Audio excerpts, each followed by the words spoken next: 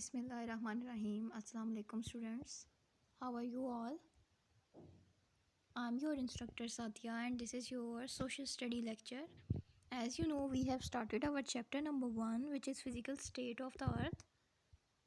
Today we will discuss our topic faults in Pakistan. So open your books at page number 3 and 4. 3 and 4 को हम आज cover करेंगे. आप लोग अपनी बुक पे पेज नंबर 3 ओपन करें. ठीक है. और इस टॉपिक में ये आपके लिए मैंने कुछ जो पॉइंट्स रखे हैं, आप लोगों ने पेंसिल से उनको अंडरलाइन करना है. ठीक है. और फिर आपका जो टास्क है वो भी इसी से रिलेटेड होगा. So Pakistan is located at the tectonically active zone. Pakistan जो है वो कहाँ लोकेट कर रहा है, जो कि उस जोन में लोकेट कर रहा है जो कि टेक्टोनिकली एक्टिव है. अब कैसे एक्टिव है वो हम आगे नेक्स्ट पॉइंट्स में पढ़ते हैं. A fault line separates Pakistan between the Indian plate and the Russian plate. ठीक है. क्या है, इंडियन प्लेट और रशियन प्लेट दोनों जिधर आके मतलब दोनों साइड से वो प्लेट्स मौजूद हैं और मिड में पाकिस्तान के लाई कर रहा है. The Arabian plate borders Pakistan in the south west. और पाकिस्तान के साउथ वेस्ट में अरेबियन प्लेट भी मौजूद है. इसको इस पिक्चर में आप लोग इजीली समझ सकते हैं. ये इंडियन प्लेट है, ये रशियन प्लेट है और यहाँ पे कहीं अरेबियन प्लेट है. ये आपको जो ब्लैक एरोस नज़र आ रहे हैं यहाँ पे कहीं पाकिस्तान लाई करता है. ठीक है. अब क्या होता है इसकी वजह से, due to this earthquakes are very common in this region. Earthquake यहाँ पर बहुत कॉमन है. क्यों? क्योंकि ये तीनों प्लेट्स जो हैं एक दूसरे से कोलाइड कर रही हैं. The 3 plates are convergent. Convergent means to से coming closer to each other. ठीक है. एक दूसरे के करीब जब आ रही हैं, that means they move towards each other and often collide. Collide means to say कि वो आपस में टकरा रही हैं. ठीक है. तीनों तरफ से प्लेट्स मौजूद है और मिड में पाकिस्तान है. Due to this collision, a number of faults have been created in the country and resulted in massive earthquake. Massive means to say on a large scale. ठीक है.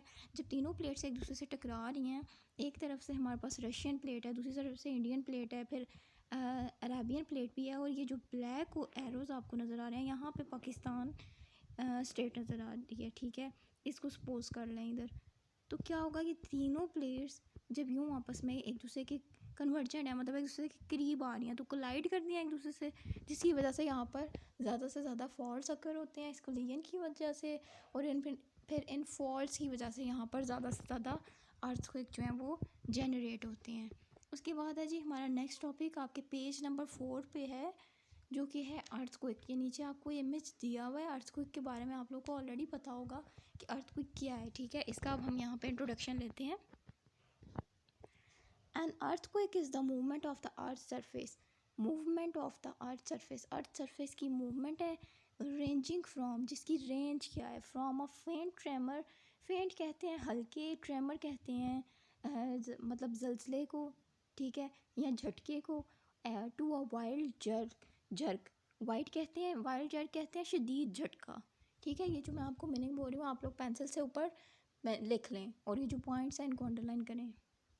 This movement is enough to shake the earth surface. ठीक है.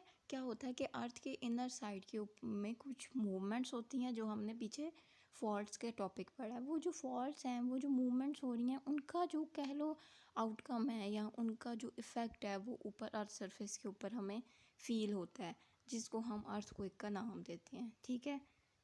It can be defined.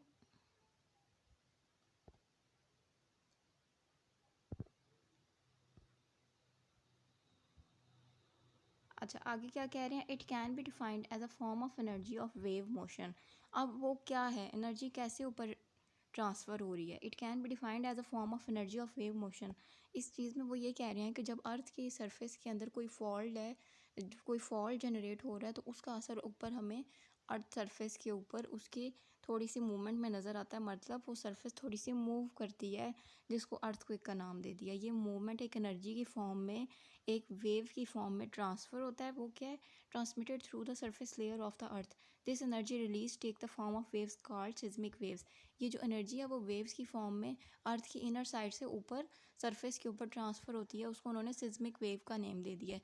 ये next picture में आप seismic wave की picture देख सकते हैं. ये क्या है, ये आपको एक वाटर में दिखाई हुई है. ये देखें, ये वेव्स की फॉर्म में, ये सारा पानी ही है. ठीक है. उसके बाद है जी, एन अर्थक्वेक में originate deep inside the crust.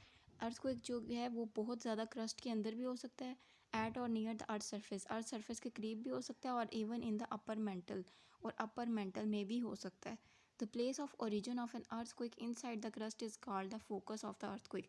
तो वो जगह जहाँ पर अर्थक्वेक ओरिजिनेट हो रहा है उसको फोकस का नेम दे दिया, और उस फोकस से बिल्कुल ऊपर, the point directly above the focus on the earth surface, ये अर्थ सरफेस है और ये फोकस है, फोकस से बिल्कुल ऊपर अर्थ सरफेस के ऊपर जो पॉइंट है उसको एपी सेंटर का नेम दे दिया।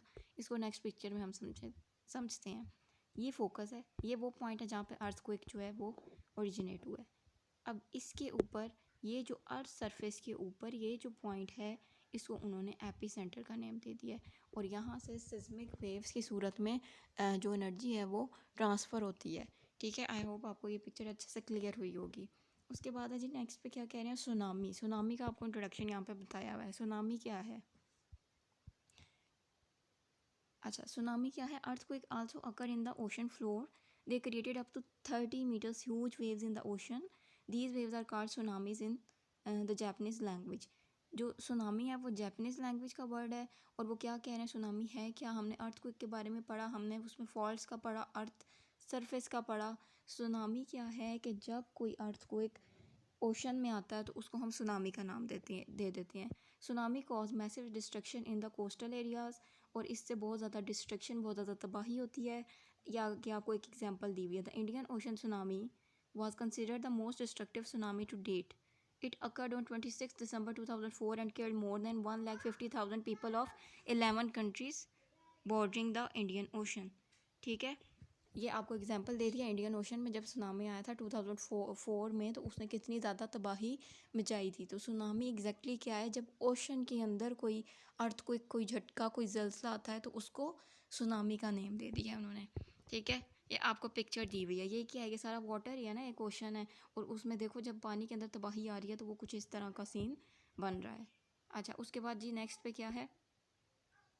यहाँ पर आपका ये आज का टॉपिक ख़त्म हो गया है। उसके बाद आपकी डायरी है लर्न। इधर अच्छे से देख लें आप लोग, लर्न का वर्ड है, मैंने आपको रिटर्न नहीं बोला, आप लोगों ने ये लिखना हरगिज़ नहीं है। आपको जो टास्क दिया जाता है उसको ठीक से सुना करें, समझा करें।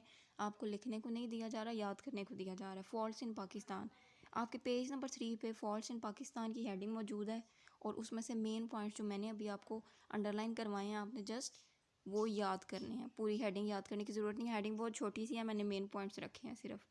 ठीक है, कुछ खास इतनी ज़्यादा कटिंग नहीं है उसमें। आई होप आपको मेरा लेक्चर अंडरस्टैंड हुआ होगा। आपने होमवर्क नहीं